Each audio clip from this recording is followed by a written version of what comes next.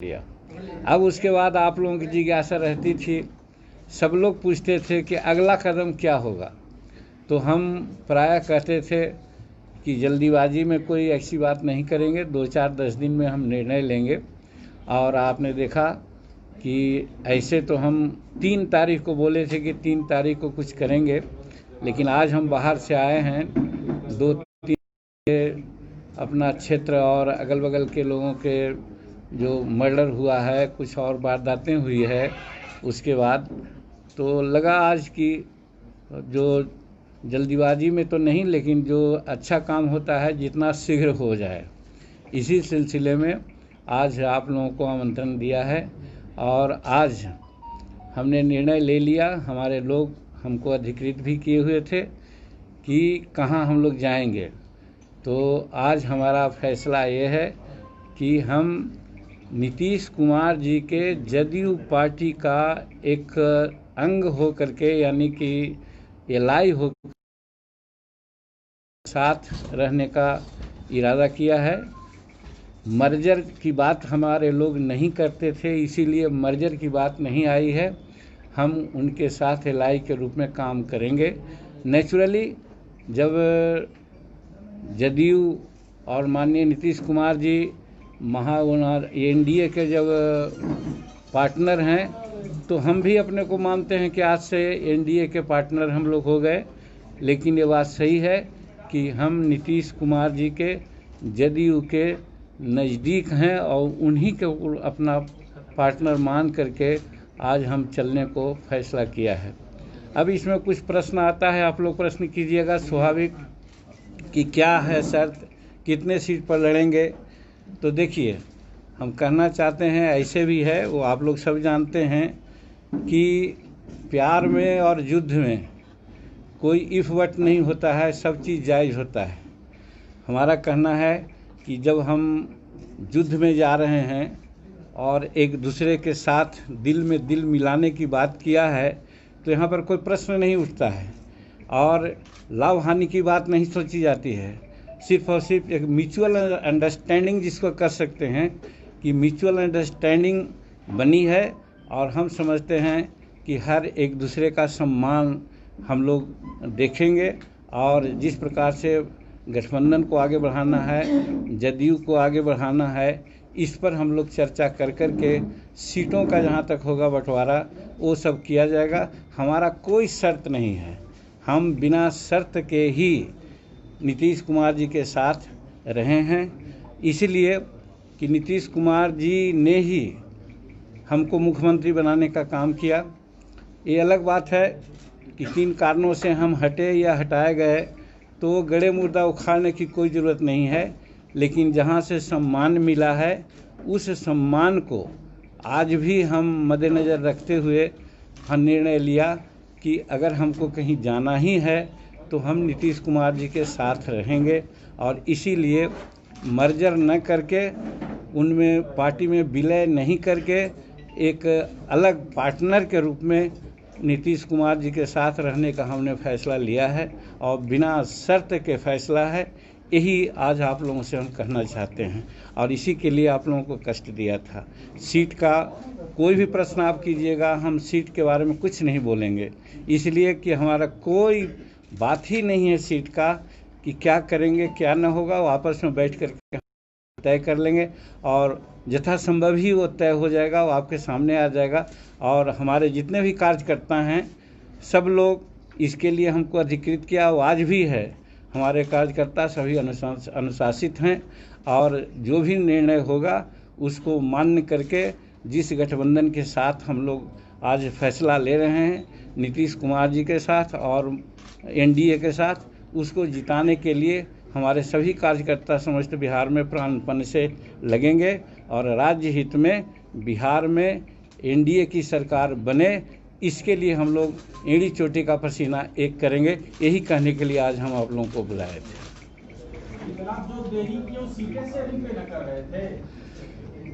देखिए, कोई भी काम जब होता है तो विचारों उपरांत होता है और विचार तो अपना हम उसी दिन मन बना लिया था।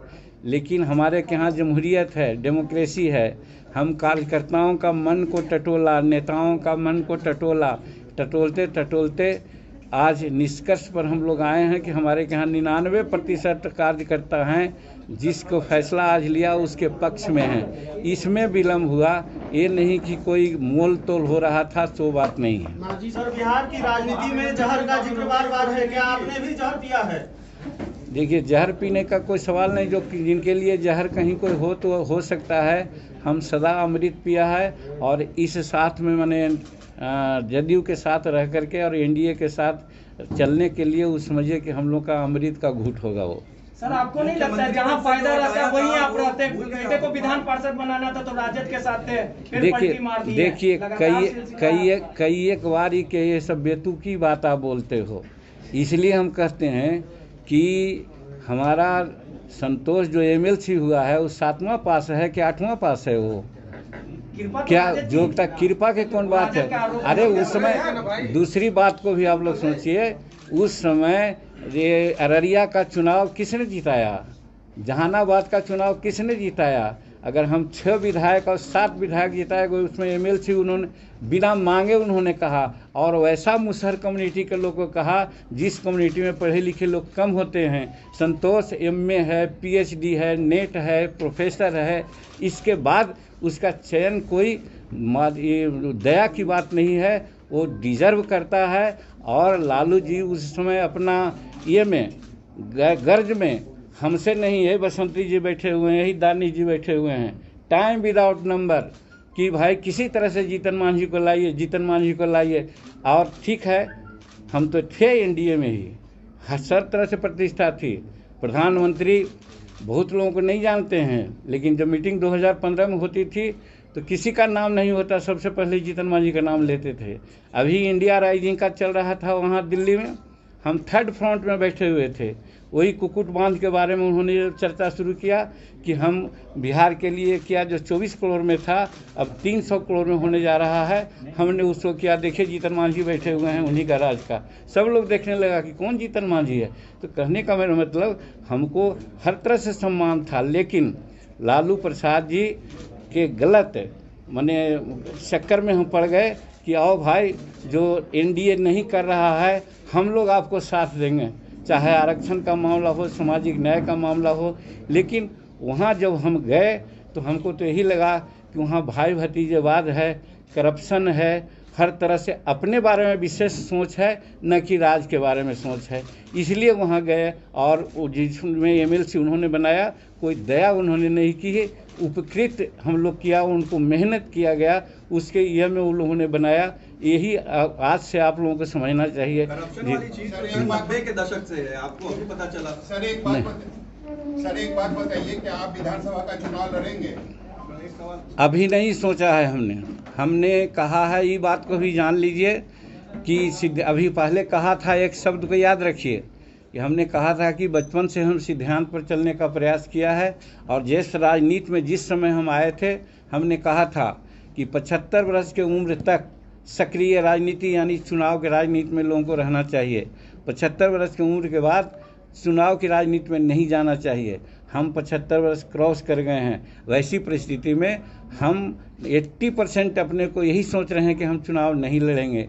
लेकिन जमहूरियत है, कार्यकर्ताओं का मनोबल है, राज्य हित है, जिस दल में हम लोग गए हैं, जिस गठबंधन में गए हैं, उनका क्या विचार है, इस पर विचार करके आगे निर्णय लेंगे। लेकिन अभी यही है, हम अपने मन से चुनाव लड़ने के पक्ष में नहीं हैं। कुशवाहा आ रही है आपके साथ? अब ये बात हम नहीं कर सकते हैं, क्योंकि हम 2 दिन से बाहर थे, आज आए हैं। क्या यहाँ की पॉलिटिकल स्थिति है इसकी जानकारी हमको नहीं है। सर, एक सवाल है कि जिस तरह मान लीजिए कि आपको लगता है कि बिहार में सरकार से अलग थे, उस समय कई तरह के आरोप थे सरकार के ऊपर, बेरोजगारी मुद्दा रहा, दलितों को का शोषण आपने मुद्दा बनाया, कई तरह की चीजें। क्या लग रहा है कि आप जब जदयू में मिलने जा रहे हैं तो ये मुद्दा जीतन राम मांझी के लिए सक्रिय रहेगा, ये बंद हो जाएगा, बैठ जाएगा? देखिए, कोई भी मुद्दा को सॉर्ट आउट करने का तरीका होता है। जब बाहर रहता है आदमी तो बोल करके भड़ास निकालता है, लेकिन जब साथ होता है तो मिलजुल करके विचारों उपरांत अगर कहीं कोई कमी है उसको दूर करने का प्रयास करता है। तो हम नीतीश जी के साथ और एनडीए के साथ इसलिए आए हैं कि कहीं कोई बातें ऐसी होगी जो जनता आजकल उसको नहीं समझती है या कहती है कि ये गलत बात है, उन बातों पर विचार करके हम ठीक रास्ते पर चलें, इसका भी प्रयास हम करेंगे।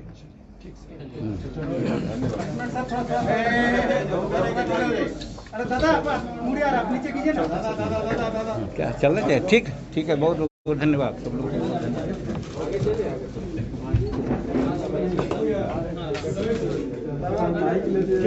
अभी आपका नहीं हुआ, चले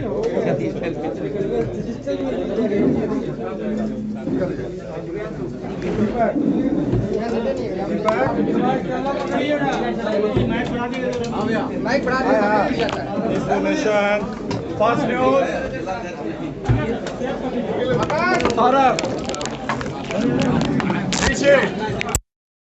आराम से तार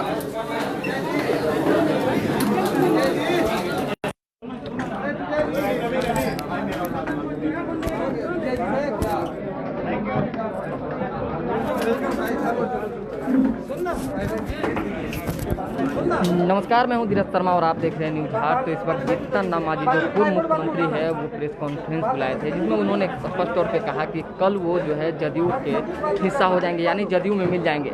जब उनसे सवाल पूछा गया कि जब आप एनडीए में नहीं थे, महागठबंधन के हिस्सा थे, यानी सरकार के विरोध में थे, तो लगातार सरकार पे आरोप लगाते आ रहे थे, उस पर क्या सरकार में मिलने के बाद, एनडीए में मिलने के बाद सक्रियता दिखेगी या खत्म हो जाएगी? तो उन्होंने कहा कि हम उसको कम करने के लिए ही जदयू में मिलने जा रहे हैं। ऐसी तमाम चीज़ें जो है उन्होंने कही है।